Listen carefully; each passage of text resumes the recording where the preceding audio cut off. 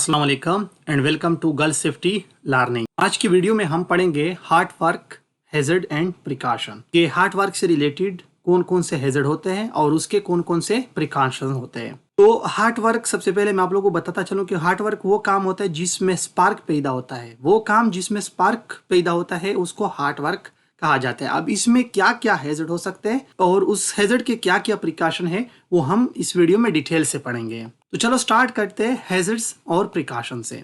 तो सबसे पहला हैजर्ड है पर्सन के जो वर्कर वो काम परफॉर्म कर रहा है उससे रिलेटेड। अब क्या क्या हैजर्ड हो सकते हैं, उससे रिलेटेड हैजर्ड हो सकते हैं। पहले अनट्रेंड, अगर जो वर्कर हार्ड वर्क कर रहा है, यानी जो हार्ड वर्क का मतलब यानी जो कटिंग कर रहा है या वेल्डिंग कर रहा है, ठीक है, वो बंदा अनट्रेंड है, उसकी ट्रेनिंग नहीं हुई है, या अनस्किल्ड, उसके पास स्किल नहीं है, या अनएक्सपीरियंस्ड वर्कर और उसके पास स्किल्स नहीं है, या वो अनएक्सपीरियंस है और उस वर्कर को आपने हार्ड वर्क करने के लिए लगा दिया। तो ये सारे के सारे क्या है, इसके हैजर्ड है। अब इसके प्रिकॉशंस है हमारे पास। Allow only train worker to perform the task. सिर्फ और सिर्फ ट्रेन वर्कर को ही आपने असाइन करना है हार्ड वर्क परफॉर्म करने के लिए, ठीक है। और अगर उसने वेल्डिंग का काम करना है तो उसके पास थर्ड पार्टी का सर्टिफिकेशन भी होना चाहिए। थर्ड पार्टी क्या होती है, वो एक दूसरी कंपनी होती है जो आज आती है साइट पे और जो वर्कर होता है उसका ट्रेनिंग कराते हैं और फिर उस ट्रेनिंग के बाद उसका एग्जाम लेता है और उसको फिर एक कार्ड इशू करता है, तो उस पार्टी को थर्ड पार्टी कहा जाता है। नंबर 2, लोकेशन के लिहाज से कौन कौन से हैजर्ड हो सकते हैं। अब लोकेशन के लिहाज से हमारे पास है नॉट प्रॉपर वेंटिलेशन। अगर जिस एरिया में आप हार्ड वर्क कर रहे हो वहां पे प्रॉपर वेंटिलेशन नहीं है, यानी वहां पे प्रॉपर हवा नहीं जाती, तो ये भी हैजर्ड है। इसका प्रिकॉशन है हमारे पास proper ventilation should be provided, यानी जिस एरिया में हार्ड वर्क होना है वहां पे प्रॉपर हवा का होना भी जरूरी है।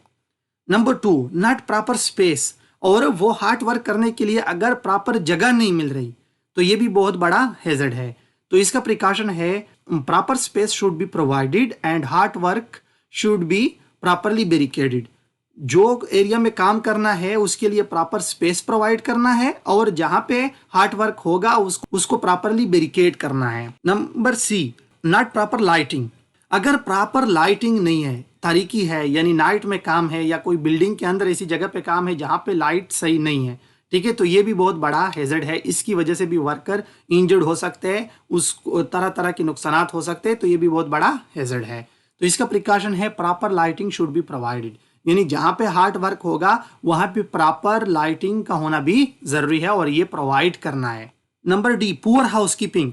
पुअर हाउसकीपिंग भी बहुत बड़ा हैजर्ड है। इसकी वजह से स्लिप ट्रिप, फायर का हैजर्ड और दूसरे भी हैजर्ड हो सकते हैं, ठीक है। तो इससे बचना क्या है, flammable and combustible material should be removed from the welding, यानी जिधर वेल्डिंग करना है या जिधर हार्ड वर्क करना है उधर से फ्लेमेबल और कंबस्टेबल मटेरियल को रिमूव करना है और जो अनवांटेड मटेरियल्स होते हैं उन सबको रिमूव करना है और एरिया का प्रॉपर हाउसकीपिंग करना है ताकि इस हैजर्ड से बच सके। अब है हमारे पास टूल्स एंड इक्विपमेंट, यानी जो टूल्स यूज हो रहे हैं और या जो इक्विपमेंट यूज हो रही है उनसे रिलेटेड हैजर्ड, यानी जो टूल्स है वो डैमेज टूल है, जो इक्विपमेंट है उसका प्रॉपर इंस्पेक्शन नहीं हुआ वो भी डैमेज है, ये भी बहुत बड़ा हैजर्ड है। अब इसका प्रिकॉशन है all the tools and equipment should be properly inspected and should be in good condition.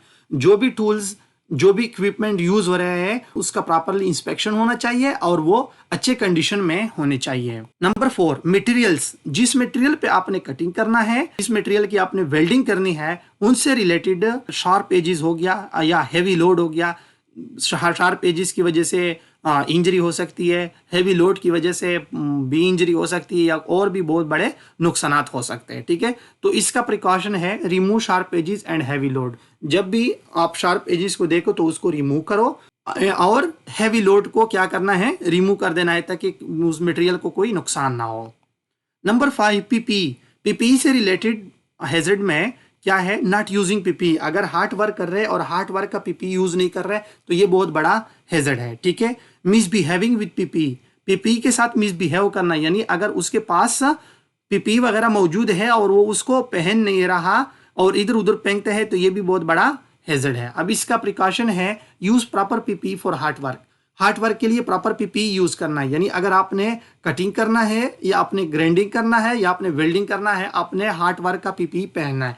अब हार्ड वर्क का पीपी क्या होता है? लेदर ग्लव्स होता है, फायर अप्रॉन होता है, ठीक है, और स्क्रीन ग्लास होता है। ये चीजें जो है ना ये लगाने चाहिए हार्ड वर्क करने के लिए। अब प्रोसेस से रिलेटेड यानी जो तरीके से आप लोग हार्ड वर्क करोगे उनसे रिलेटेड हैजर्ड में है मिसबिहेविंग विद इक्विपमेंट, ठीक है, इक्विपमेंट के साथ मिसबिहेव करना, ठीक है, और या हुराब जल्दी में काम करना, ठीक है, या अलाउइंग वर्क टू हेल्पर को काम अलाउ करना। तो इसका प्रिकॉशन हमारे पास है, फॉलो प्रॉपर प्रोसीजर, जो भी काम करना है वो प्रॉपर प्रोसीजर से करना है, ठीक है, and take care of the all equipment, तमाम इक्विपमेंट का आपने ख्याल रखना है ताकि इक्विपमेंट को भी डैमेज ना हो और इक्विपमेंट की वजह से भी किसी को नुकसान ना हो। और follow safe and approved procedure, जो भी आपने काम करना है उसको सेफ और अप्रूव्ड प्रोसीजर से करना है और सिर्फ ट्रेंड वर्कर को ही आपने हार्ड वर्क के लिए अलाउ करना है और ट्रेंड वर्कर से ही आपने हार्ड वर्क परफॉर्म करना है। अब नंबर 7, फायर भी हार्ड वर्क की वजह से बहुत ज़्यादा लगने की चांसेस होती है और सबसे मुश्किल और सबसे बड़ा जो हैजर्ड है वो फायर का होता है। अब इसका प्रिकॉशन क्या है? रिमूव ऑल फ्लेमेबल मटेरियल, जो मटेरियल है जो आग पकड़ते हैं, ठीक है, और उसको आसानी से आग लग जाता है, ठीक है, उस मटेरियल को रिमूव कर देना है ताकि उस जगह पे ना रहे। इसके बाद है नंबर 8, एक्सप्लोजन, यानी धमाका हो जाना, फट जाना, ठीक है, तो ये भी बहुत बड़ा हैजर्ड है। अब इसका प्रिकॉशन है, चेक फॉर फ्लेमेबल गैसेस, इस एरिया में आपने हार्ड वर्क करना है उसके लिए फ्लेमेबल गैसेस को चेक करना है ताकि उसकी वजह से कोई आग ना लगे या उसकी वजह से कोई धमाका वगैरह ना हो, ठीक है। Number 9, electric shock, hard work में इलेक्ट्रिक शॉक भी हो सकती है, यानी अगर आप पावर टूल यूज कर रहे हो यानी ग्राइंडर यूज कर रहे हो, वेल्डिंग मशीन यूज कर रहे हो, ठीक है, तो इसकी वजह से वर्कर को इलेक्ट्रिक शॉक लगने का भी हैजर्ड हो सकता है। तो इसका प्रिकॉशन है, inspect all the wire and equipments, सबके सब वायर और इक्विपमेंट को आपने प्रॉपर्ली इंस्पेक्ट करना है काम करने से पहले। नंबर 10, गैस लीकेज भी हार्ड वर्क का बहुत बड़ा हैजर्ड है। इसकी वजह से आग लग सकता है, इसकी वजह से एक्सप्लोजन हो सकता है, ठीक है, और इसकी वजह से वर्कर का दम घुट सकता है, ठीक है।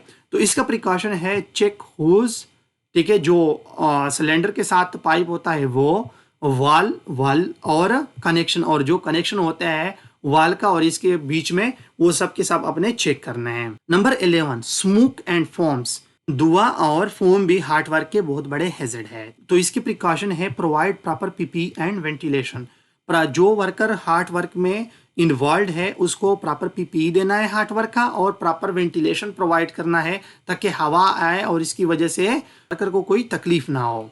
नंबर 12, फ्लाइंग स्पार्क्स, और स्पार्क उड़ने वाले स्पार्क भी हैजर्ड है। अब इसका प्रिकॉशन है, use fire blanket to control sparks, और जिस एरिया में आपने हार्ड वर्क करना है यानी वेल्डिंग करनी है या कटिंग करनी है उसको फायर ब्लैंकेट से बैरिकेड करना है, उधर फायर ब्लैंकेट लगाना है ताकि स्पार्क को कंट्रोल किया जा सके। नंबर 13, पुअर ग्राउंडिंग, और पुअर ग्राउंडिंग भी बहुत बड़ा हैजर्ड है। अगर आप वेल्डिंग मशीन से काम कर रहे हो को आपने प्रॉपरली ग्राउंड नहीं किया है तो ये भी बहुत बड़ा हैजर्ड है। इसका प्रिकॉशन है, ensure date welding machine is properly grounded, आपने इंश्योर करना है कि जो वेल्डिंग मशीन से आप वेल्डिंग करना चाहते हो वो प्रॉपरली ग्राउंडेड हो। गाइस, कंप्लीटली वेल्डिंग सेफ्टी सीखने के लिए लेक्चर नंबर 6 को प्रॉपरली पढ़ लीजिए, और अगर आप हमारी वीडियो आप लोग को अच्छी लगे तो हमारे चैनल गल्फ सेफ्टी लर्निंग को सब्सक्राइब कीजिए, वीडियो को लाइक कीजिए और अपने दोस्तों के साथ शेयर कीजिए। Thank you.